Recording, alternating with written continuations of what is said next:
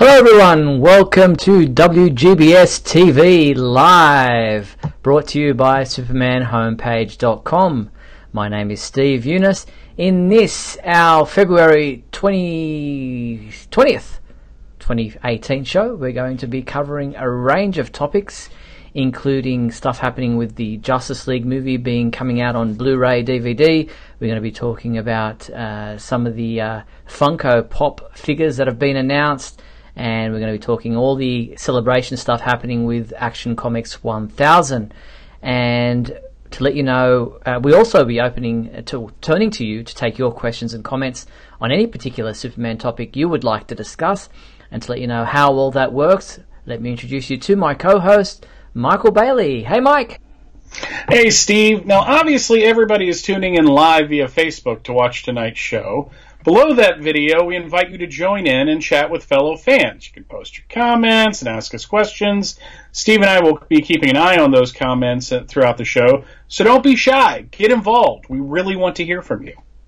Yes, and don't forget, those of you tuning in live via Facebook, to watch tonight's video, we invite you to join in and chat with fellow fans, post your comments, ask questions, and Michael and I will keep an eye on those comments throughout the show, so get involved, as Michael has just said. And a huge thank you to our sponsors and patrons, Tina Murray, Patrick O'Neill, Stephen Wright, and Henry Bernstein. Thank you for your support. Now, straight off, WGBS TV, what does it stand for? Well, Mike, do you want to give people a bit of a background who might not be as nerdy as you and I to know what WGBS means? WGBS was introduced into the comics in the late 1970s. It was the Galaxy Broadcasting System, owned by Morgan Edge, who at first was actually a clone of Morgan Edge, and it all had to do with the New Gods and all that. But basically, WGBS bought the Daily Planet, and they turned Clark from a newspaper reporter to a TV news anchor because they felt that was more modern. And that stuck around for about 16 years, and WGBS carried on into the post-crisis. So there you have it, and that's where we got the name from. Moving from our Radio KAL name to a video format, we decided to go with the WGBS TV name for this ongoing weekly program that we do. Now, we like to start off with movie news, and there's been a little bit around about the Justice League movie this week, promotions and things for the release of Justice League as a digital download, which happened last week. And straight up, the Justice League official Twitter account released a image of, let's have a look at the image. It was this image of hope. The what do they call it? The Light of Hope. And they've done one for every different character along the way, and they just released this one in particular for Superman, which I thought deserved a look at because it was quite nice.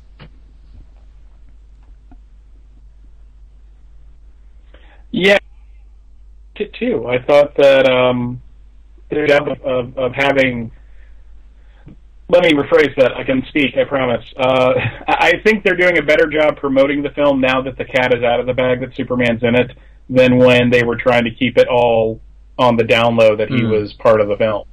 I honestly think that would have helped the film overall if they were able to kind of promote that he was in it so that people weren't questioning it or anything like that. But I could be completely wrong about that.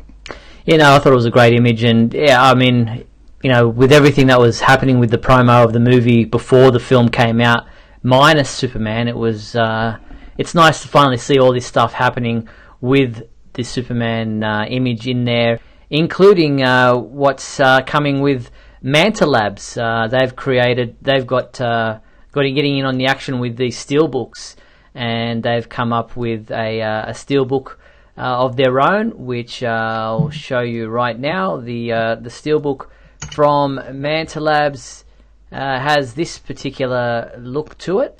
It's a steelbook that is available in 2D and 3D, and 2D and 4K Ultra HD, and I believe it's available through Manta Lab Collectibles. Yeah, it looks very sharp.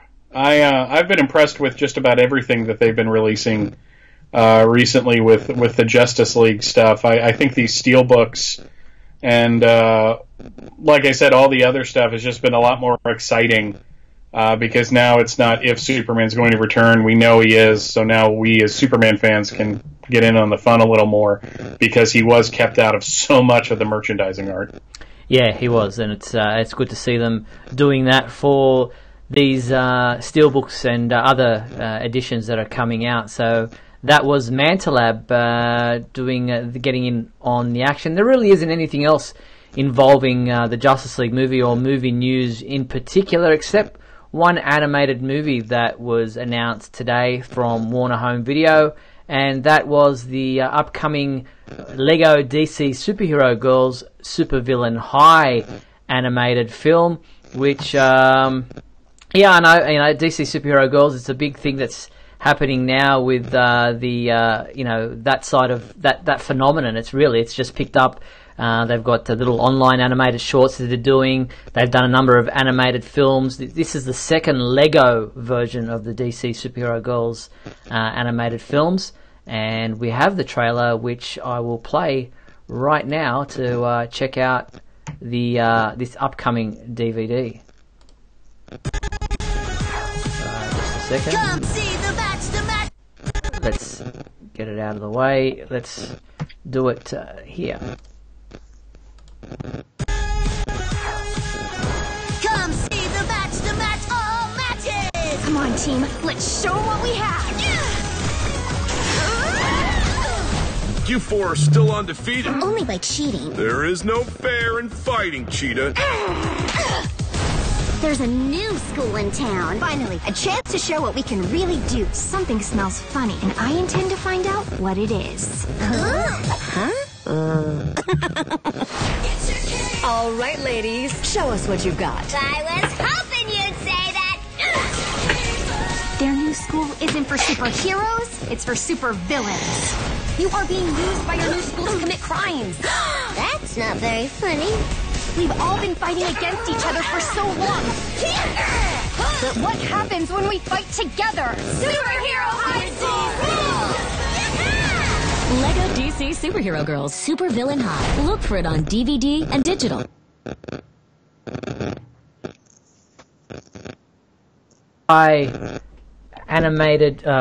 Supervillain High animated film coming out from Lego and Warner Brothers. That is released digitally on May 1st and will come out on DVD May 15th. So it says, after a mysterious high school opens across the street, the students of Superhero High find themselves up against a new threat. Now Wonder Woman, Supergirl, Batgirl and the rest of the DC Superhero Girls not only have to worry about the well-being of their grades, but the safety and security of friends, family and the rest of civilization. The girls must figure out how to put a stop to this evil, new crosstown rival, and save the world once again. I'm really glad that they're expanding the Superhero Girl line. It's not something that I'm into, but it's not really geared for me. I mean, it's geared for people who love the characters, but I'm not a young kid anymore. Despite the fact that next week I will be turning 10 and a half, but that's entirely beside the point. But for me to see it go from the animated stuff to the young adult novels to the toys to the Halloween costumes and now to Lego movies, it's really like if you haven't gotten a Lego movie or a Lego thing, you haven't made it yet, in my opinion. Indeed. All right, so that's the new animated movie coming out in May. Now, the only other movie news that I wanted to touch on before we move into TV stuff is the fact that here in Australia, a 40th anniversary screening of Superman the movie will be taking place at the Hayden Orpheum Picture Palace in Sydney on May 6th. That's Sunday, May 6th. It's a 143-minute screening, which will take place at 6 p.m. And tickets are just $15, and you can get your tickets if you're in Australia in Sydney at venuetickets.com.au. So I think I might head to that. It's not that often you get to see Superman the movie on the big screen. Why does that keep playing? Let me get rid of that. Come on, it wouldn't be the show if there weren't technical difficulties. Yeah, I'm just wondering why it keeps playing all the time. So yes, that's the poster for Superman the movie. Looking forward to seeing it on the big screen. It's just such a unique experience getting to see it. I mean, we've seen it millions of times, don't get me wrong, but seeing it with an audience, it's something special. Yeah, no, I agree with that completely. I'd really like to do that at some point, but it never comes to Atlanta. And in fact, this week, the Atlanta Symphony Orchestra is going to be doing a John Williams score for Star Wars in front of the film. Wow. So they get that, and I don't get my Superman. So, whatever. I'm okay. And no, we're not in the outback, Tina. Sydney is a city. Just because Australia is known for our outback, it's not the whole country. We don't have kangaroos as pets either. But yes, and the people of Alice Springs are not known for their chicken, despite what the Outback restaurant will tell you. All right, so that's all the movie side of things. Let's move into talking about the television side of things, and the Krypton TV series it's coming fast. March is the world premiere. It's just been announced today that the world premiere for the Krypton TV series will take place at the 2018 South by Southwest Film Festival, or otherwise known as SXSW Film Festival. It's in its 25th year now, that festival, and it will take place across March 9th to March 17th. And the Krypton screening will take place at the Alamo Drafthouse Cinema, the Ritz, in Austin, Texas, on March 15th, starting at 6:45 p.m. Yeah, those Alamo Drafthouse screenings seem to be really cool. I kind of wish that they would branch out a little more into the country and we would get one here, simply because they would show stuff like that in this area. But no, it's just there's just a lot of cool stuff, it seems, happening with these screenings, and with the the Krypton series itself. It's like now they're finally kind of promoting it as I don't want to say legitimate thing, but when you premiere it at a film festival and then do other kind of screenings around the world, it seems to me at that point you're really going all in on it and making it a thing. Yeah, indeed. So look, that's fantastic that it gets a premiere like that at a festival, as you were saying. And this film festival seems to have a lot happening over its 9-day schedule. So the fact that Krypton is amongst that is fantastic, and we look forward to seeing it when it premieres on TV, which will be March 21st on Sci-Fi.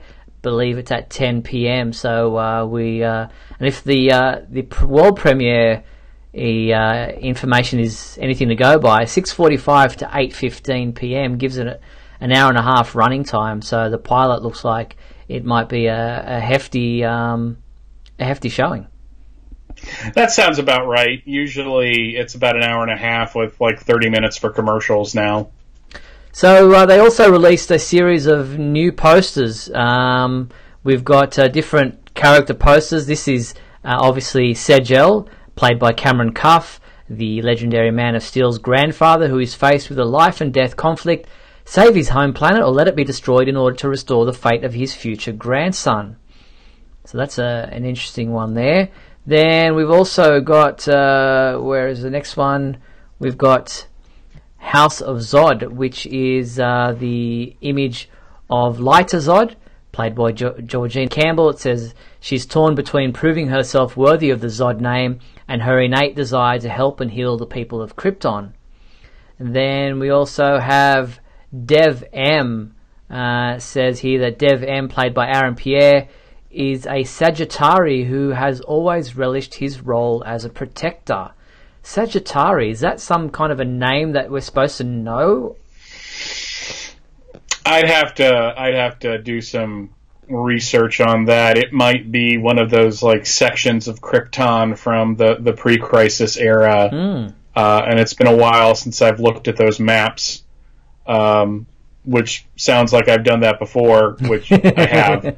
I cannot recommend the first Mayfair Games role-playing source book that had the pre-crisis Superman stuff in it, because it's a wealth of information. But it seems, though, that by having that kind of name and, like, you know, making it that she's trying to, choosing between being a Zod and wanting to help people, and Dev-Em wanting to live up to a name, it seems like there's like a history to this world. Yeah.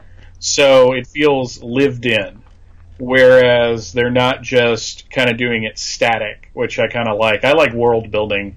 So if you can get me to like your world and your characters, I'll probably follow wherever you go. Yeah, that's so true. And here's another one is Nisa Vex, played by Wallace Day. She's the youngest of her house, and she's as brilliant with politics as she is with the law. So not one to be messed with. And then you've just got all four posters collected in the one image, the houses of Krypton, if you like, in this particular poster there. So there's more to the legend, Krypton, starting March 21st. You know, I did some, well, I don't want to call it soul searching, because we're talking about fictional properties here, and, you know, at the end of the day, it doesn't really impact my life, you know, as other things that have, you know, in the real world would. But I've kind of decided to have the outlook that when they do Krypton, or when they do this Metropolis series, that it's not a shot at Superman. It's not saying we can't do something with Superman. It's saying that the world he inhabits is so interesting that you can have more than one story about it, and it may not involve him directly. So the fact that Lois, you know, it was something that you said, actually, the fact that Lois Lane is getting a series, even though Lex Luthor is involved, the fact that Lois is going to be the focus of the show, that's significant. And the fact that they have decided that Krypton is such a source of creativity in a way that they can kind of dig in and tell stories about his past, you know, it all comes back to Superman. So, you know, we have Supergirl, where Superman shows up. We're probably going to have another Superman movie with Henry Cavill. The comics are bigger than they've ever been, even though some of the side series seem to be getting canceled in the wake of this new creative team.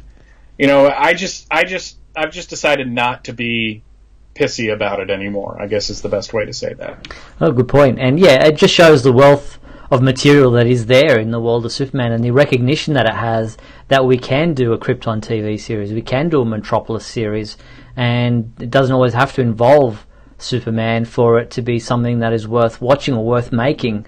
So you know, I don't know too many other properties where you'd be able to do that, where you could delve into the surrounding characters and surrounding properties without necessarily having the main character involved. I think it kind of shows just how much a part of our public consciousness that Superman and his surrounding characters and locations are. Yeah, I mean, James Gordon is ostensibly the main character of Gotham, but Bruce Wayne is still in the series, and now he's putting on a costume. So to me, that says that you can't have that type of show without Bruce Wayne being involved. Whereas maybe Superman's world's a little stronger, and I think that's because overall, Superman's side characters have been in the limelight in the media more often than Batman's characters. Yeah, you had the 1966 television series, and you had the animated series from the 90s, but the radio show, the 50s television series, the 60s cartoon, the Christopher Reeve movies, Superboy, the, Lois and Clark, these are, I would venture to say that Lois Lane is as well known as Superman as a character. Yeah, close to it, if not. And who's to say that Clark Kent might not show up in some capacity in the Metropolis TV series? It just says it's, a Metropolis before Superman arrives, but, Clark Kent could be in and around the stories as much as Lois and Lex, or as a supporting character in some capacity. And speaking about the Metropolis series, we find out that the TV series will be, or the live action drama series, because it's going to be a digital service on the DC branded digital service. According to Amiga Underground, it's going to be filming in New York City from June to December this year. So New York will once again stand in for Metropolis. Yeah, and that makes sense. I mean, they tried to do Chicago for Man of Steel, but I think that's just because, the DC films have already a precedent of being filmed in that area. So, but seeing it as, maybe they'll go to the New York World paper again and have that globe in the shot and all that. So just having, like, familiar landscapes. I know New York has changed a lot since 1977, but maybe there'll be, like, some familiar landscape shots that kind of reference back to the 1978 movie. That would be very cool to have that kind of thing. So that's what's happening with the Metropolis series, and it's not till next year that it will eventually see our screens, but we'll keep you up to date on everything that's happening with the production and pre-production and post-production side of the making of that series. So I know there are a lot of people who are disparaging about it and saying there's some negative things about it. Why can't we get a Superman story? Why can't we get anything with Superman in it? And but as we just said, it's great that we're getting some Superman properties coming our way. Yeah, I'm not saying we have to take what we can get, but at the same time, we're getting a lot more than we did several years ago. Yeah, that's so true. All right, well, on another TV-related story, this one, set the internet on fire, or at least in my circle of friends anyway. Funko Pop have announced that they're going to be releasing a series of Smallville Pop vinyl figures. Just let me get rid of the Metropolis image there. And there you have them. There's going to be, I think this is the first wave, because there's a lot of people saying, what about Lana, what about other characters, Chloe and Pete and all those kind of characters. But this first wave, I guess you can call it, of Smallville Pop vinyl figures will come out in April, and it includes 2 versions of Clark, one with his shirt on doing the shirt rip thing, one with his shirt off. There's Lois Lane, there's Lex Luthor, and there's Green Arrow. Didn't we get enough Alana on Smallville? Do we really need to overwhelm the pops with her? She's so great. No, these are kind of... It's like that old comic strip of the writers struggling to find something to do with the next episode, and they're like, no, just put more Alana in it. But I love the shirt rip one. I like the one of Clark as he was put up on the Scarecrow from the very first episode, which was... the image that they showed again and again and again in the lead up to it, and it was, their poster, and I apparently completely forgot that because I thought they were referencing the thing from season 3 where he had the fake S on his chest, or the Kryptonian S on his chest. I think it was a little interesting that with Lex, they didn't put him in the black outfit that he normally wore. They put him in his President Lex outfit. But like you said, this might just be a series 1, and in the second series, I mean, frankly, I'd love a Jonathan and Martha Pop. Yeah, Lionel. Because it would just be great to have, or a Lionel Pop, which would be nothing but hair. So, no, I think these are great. I will not be getting the entire set because I don't really care about the Green Arrow one, but the Lois one is cute, because is that her first pop? I think it might be. Because I know Lex has had a bunch of different ones, and Supergirl has had them, but I think this is our first Lois Lane pop, which now makes me want other Superman series, like Adventures of Superman, pop series with like a George Reeves Superman and Clark Kent and Jimmy and Lois. Oh, now we're just getting like really geeky, but just that kind of stuff, which I think would appeal to I honestly think that would appeal to collectors. Oh, 100%. And then you have the variants of the black and white and the color. Yes, indeed. I was just about to say that. And people in the comments are going on about, isn't this a little bit late? I don't think pop vinyl was around when Smallville was around, to be honest. So no, not at all. And they're going back to doing all these different things. They got all the different Doctor Who ones, and they're doing all the Harry Potter ones, and so it's and pop vinyl. I think it's like a phenomenon of itself. People are just going crazy. They're very collectible. They're very displayable. And they could go nuts just doing as many as they want, and they have. I mean, I've just been in shops where just wall-to-wall pop vinyl figures on shelves. It's just crazy. Yeah, I when I go to Dragon Con every year, unfortunately, most of the people carry the same inventory, but just about every third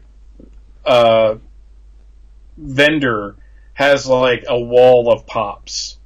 And I'm kind of worried it's going to do the Beanie Baby thing, but I honestly think at this point, I don't know when they really started, but it had to be back when Man of Steel was in theaters, so that's 5 years ago. So I think they've outlasted Beanie Babies as a fad and are now just a genuine collecting phenomenon that may never go away because you are constantly getting new people into it. There are Golden Girls pop vinyls. You are bringing in then a whole fan base that loves the Golden Girls and will want to buy those. So I don't think they're in danger of really... I don't think we've hit the peak yet. No way. So hopefully we can get some more Superman stuff out of this, because Batman's got to had a lot of lines, and that's all I'm going to say about that. Yeah, well, I mean, just kind of tipping your toe into the water with the possibilities as far as the Superman world is concerned. You could do Zod and Non and Ursa from the Christopher Reeve movies. You could do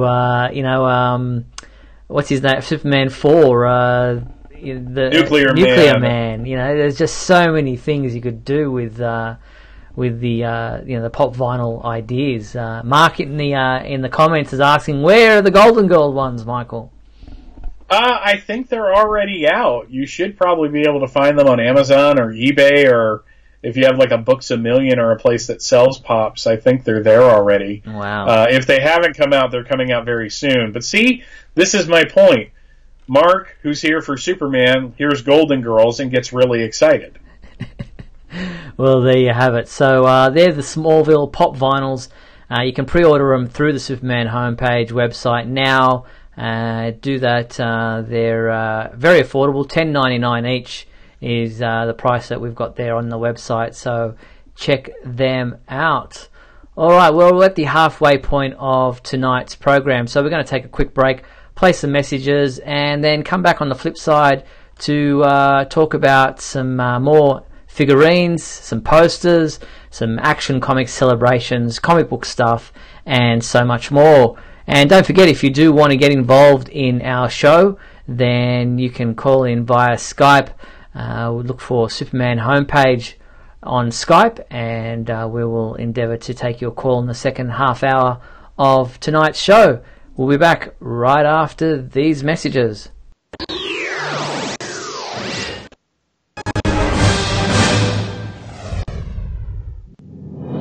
Look, up in the sky. It's a bird. It's a plane. No, it's SupermanHomepage.com, the #1 Superman fan site in the world. SupermanHomepage.com, covering the world of Superman from the 1930s to today. News, reviews, rumors, and reports. SupermanHomepage.com for all your Superman comics, TV shows, movies, cartoons, radio shows, and more. Everything you ever wanted to know about the Man of Steel and more. SupermanHomepage.com. Thanks, Superman Homepage, for all the support over the years. I really appreciate it. I'm Matt Bomer. I'm the voice of Superman in Superman Unbound, and this is the Superman Homepage. Right here on Superman Homepage. Just try one. If you don't like it, it's easy to give up. Uh-oh, nicotine. I'd better move fast. Up and away! Go on, kid, go on. Superman, is it hard to give up smoking, or is it easy like nicotine says? You no good windbag, nicotine. No, Superman. Leave me one. Please, I need one. Yes. That's how hard it is. That's why I never say yes to a cigarette.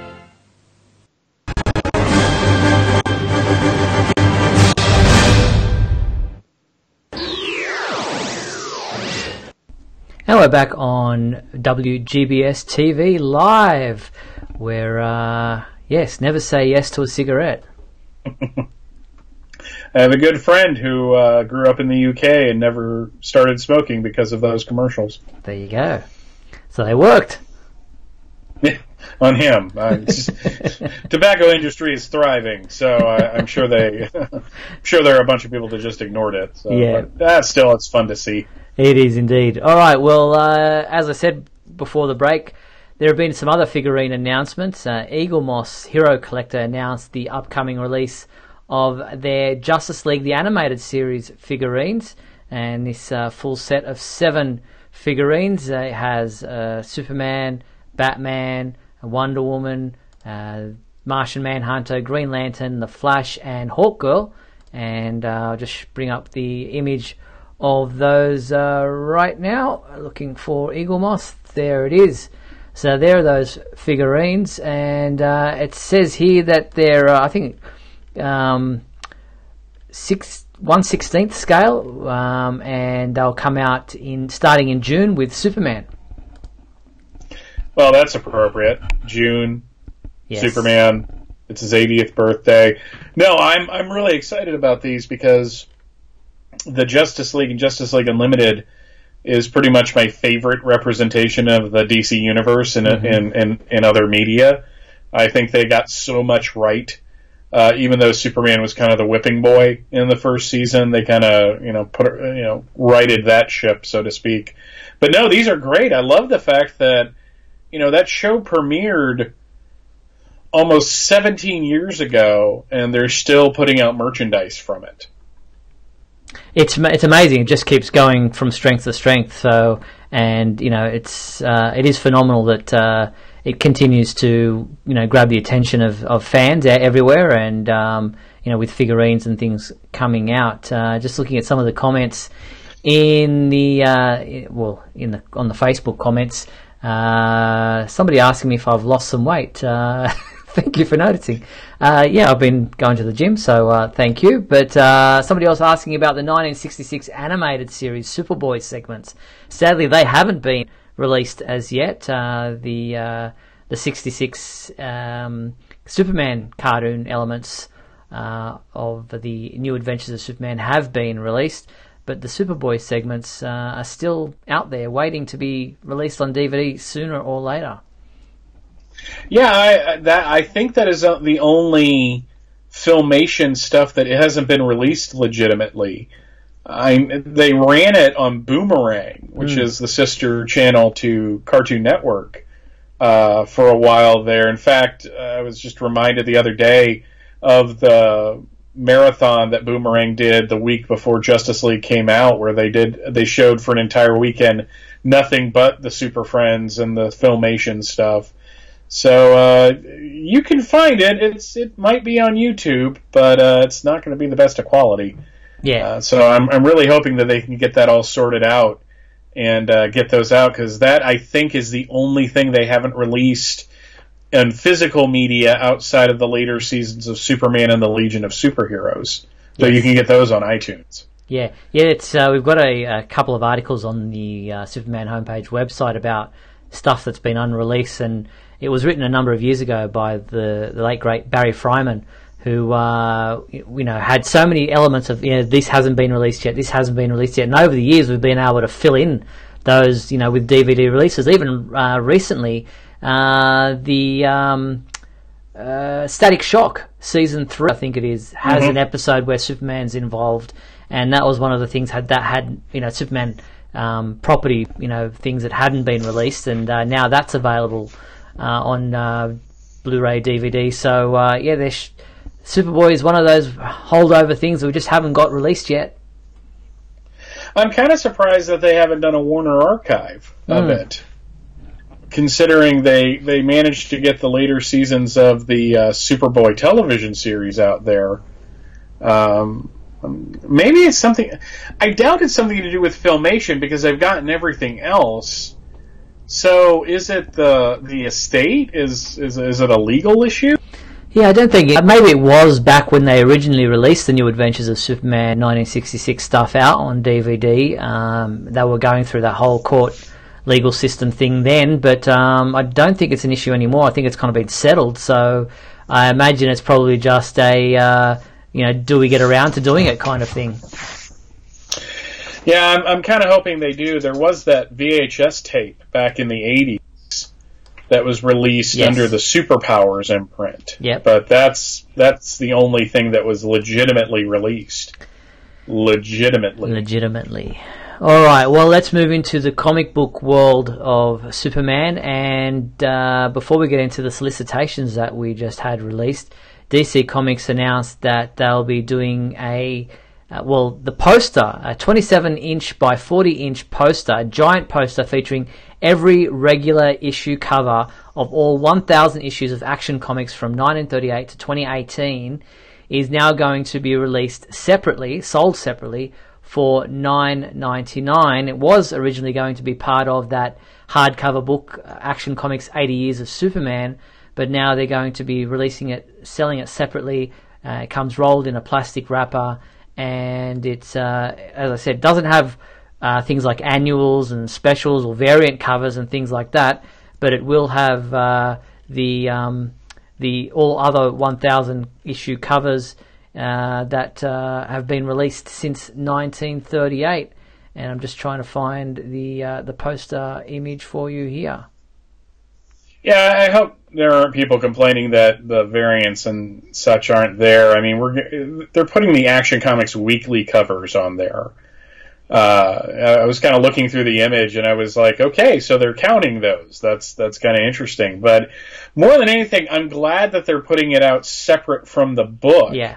Because I didn't want to have to tear it out of the book. And it would be folded. So I'll pay $10 for that. I'll probably buy a couple just to have extras, in case something happens to one, or maybe get one, nicely framed. But it's a sharp looking poster that I think if you stare at it, a sailboat pops up. I'm not quite sure if that's actually what happens, but I love that they're going all out for this. Yeah. And just looking at it closely, I hadn't really noticed before, but it's kind of color-coded into the different eras. There's a yellow background behind the Golden Age stuff, then it goes into a light blue, I'm guessing for the Silver Age, then there's like a pinky purple, and then it goes into the modern with another blue down the bottom. So they've kind of tried to break it up into the different eras of Superman. It's fascinating.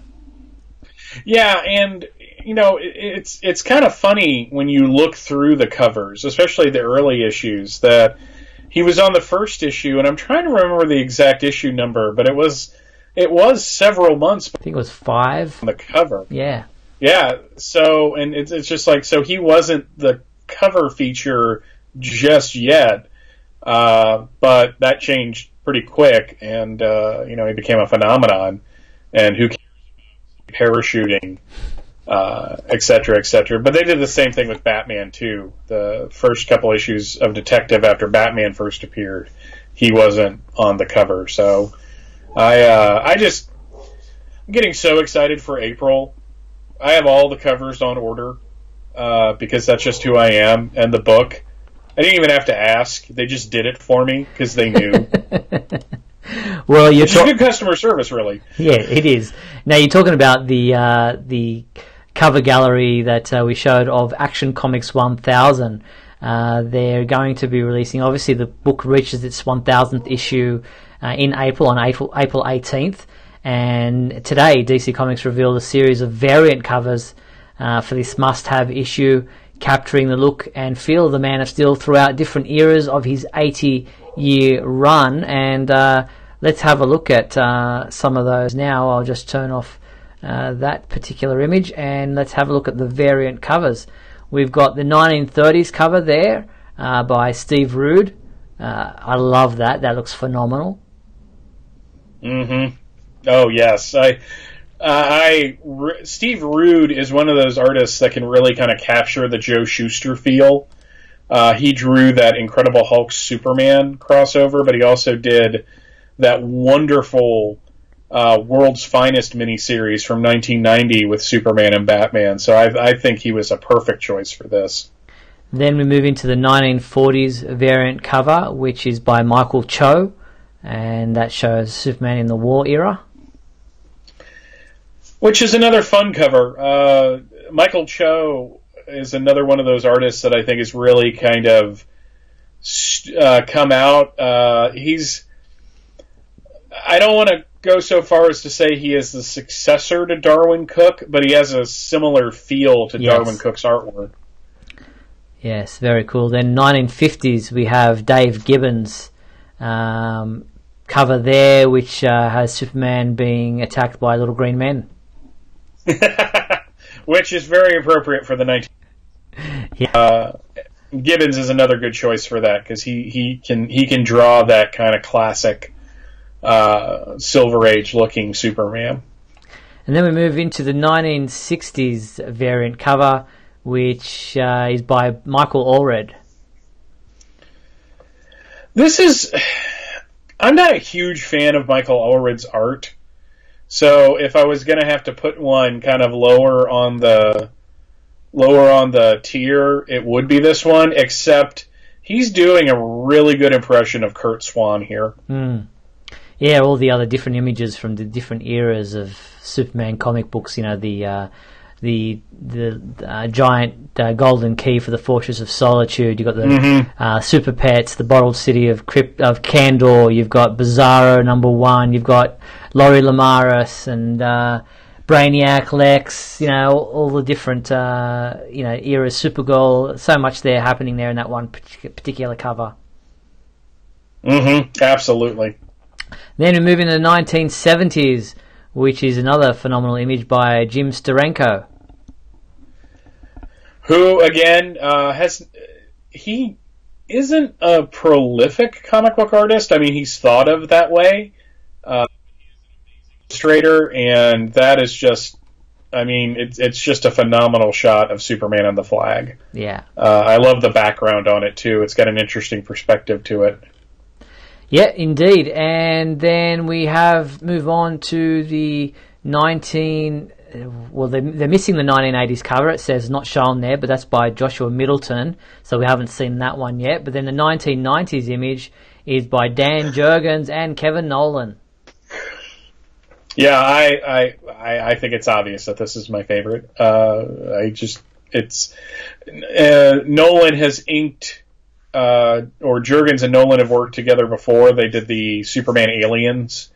This is more Jurgens than Nolan, but it's a really, I love the amount of space he left for the logo at the top, with the bullet holes behind him, and I love that.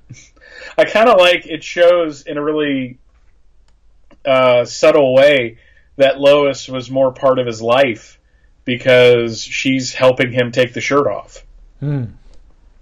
Yes, indeed. And so that's the 1990s cover. And then finally we have the 2000s cover by Lee Bermejo. Or Bermejo. I don't know. He's a very talented artist. He just had the misfortune of drawing that Lex Luthor, or that Luthor miniseries that I've hated. So, of course, if he's going to draw it, I actually have to say, though, if they're going to do a thing to represent Superman in the 2000s, having a kind of almost bleak-looking Superman is appropriate to the era, considering all they put him through over the past 18 years. So I really can't complain about it on that level. Yeah, so that was all the variant covers for Action Comics 1000 coming out in, would we say April? Yes. April 16th, I think it was. And another tribute to the 80 years of Superman is the WonderCon 2018 program book. And this particular program book is also by Dan Jurgens. It's available to everybody who attends WonderCon Anaheim, which is taking place across March 23rd to March 25th at the Anaheim Convention Center. It's drawn by Dan Jurgens with inks by Norman Ratmond and colors by Alex Sinclair. I love this cover. Jurgens was very active on Twitter when they announced that they were bringing the trunks back. He's been kind of a proponent of bringing back the classic look. And I just love that he's in the classic outfit. I love the S shield behind him. The sky at sunset or sunrise. It's just I mean, if you're gonna, this like to me encapsulates Superman's 80th birthday. Yeah, indeed. And if you're lucky enough to be attending the Anaheim WonderCon, then you'll be able to get that free when you enter. And you might want to head to Artist Alley while you're there, because Dan, Norm, and Alex will be there, and they'll only be too happy to sign the cover of that book. Or you might not want them to sign the cover. You might want them to sign the inside cover or something, because it's such a nice image. Grab two, have them sign one, and keep the other one unsullied. Indeed. So that's the WonderCon Anaheim book that's available to everyone attending that convention. All right, well, let's move into... Oh, before we do that, another promotion or celebration of the 1000th issue of Action Comics is an upcoming statue by Jim Lee. And Jim shared a progress image of how that particular statue is going. It's very similar in look to a statue that he already did, a bronze statue of Superman that came out a number of years ago. This is, as it says, in progress, but has he done anything new to it? I don't really see too much. I mean, the difference to me, because I have the bronze statue up here. The difference is how his arms are bent back like that. It looks more like he's about to take off. Okay. Where the other bronze statue kind of looks like he's coming at you. Okay. Well, that particular statue was shared. That image was shared on Twitter for the upcoming, and it was a sneak peek of it at Toy Fair 2018, which is currently taking place in New York City. But no further details are available as to when it will be available to pre-order. But and I'm not going to even try to pronounce the sculptor's name that was there on the announcement. Yeah, it's probably better not to. I don't know if it's more rude to not say his name or ruder to butcher his name completely. So I think discretion is the better part of valor in this case. All right, well, let's move into the solicitations for May 2018, which were released today. There are a number of surprises there and a number of omissions which were of interest. Yeah, I didn't have a chance to really super study it. I was at work for most of the day, but the two specials are there, which is nice. But it looks like the Super Sons is coming to an end as a title. Well, that's what it looks like. It says there that it's the End of Innocence Part 2. It doesn't actually say final issue like it did. Let's read what it says. It says, End of Innocence Part 2. The epic battle between Super Sons and Kid Amazo crashes to a close, and Superboy and Robin must decide how to pick up the pieces of the disastrous Amazo project. the Super Sons face tomorrow in this latest chapter of their journey together. So it doesn't say anything there about it being the final issue. I think it is, though, because I saw Peter Tomasi on Twitter talking about how he's touched by the overwhelming outpouring of emotion over the end of the series. So I think it is coming to an end. And that's interesting because there has been a graphic novel announced for Super Sons, so perhaps it's moving into a different phase. I think that's the case. I was talking with some people, and somebody actually provided me with the sales numbers on Super Sons, and I think they only count the print sales on that. But it started off very strong at almost 100,000 copies for the first issue, and then just kind of dropped to the more recent ones in the 30,000 range. So it might just not be selling enough for DC to, justify its existence, which is interesting because it's got a Bat character in it, and you think at least there, the multitude of Batman fans that buy everything with any of those characters in it would pick it up. But yeah, I'm kind of curious. It's been a great book, but maybe it's a little too niche. I don't know. That's why I think it's moving into the graphic novel, so that it can kind of try to keep the audience it already has, and maybe capture a more wide mainstream YA market. Yeah, it's an interesting one, and maybe it has something to do with the new era of Superman comics coming around, with Brian Michael Bendis taking over after Action Comics 1000, and whether or not John will be a part of Superman's life. And I'm just wondering if I was really excited when Rebirth was announced, and we had Superwoman, and we had Supergirl, and we had Super Sons, and it was going to be, we were going to actually have Superman titles again. But as time went on, and just my own personal kind of interest in those kind of waned, and I'm wondering if the era of having a family of books outside of the main character is something the current comic book marketplace can sustain.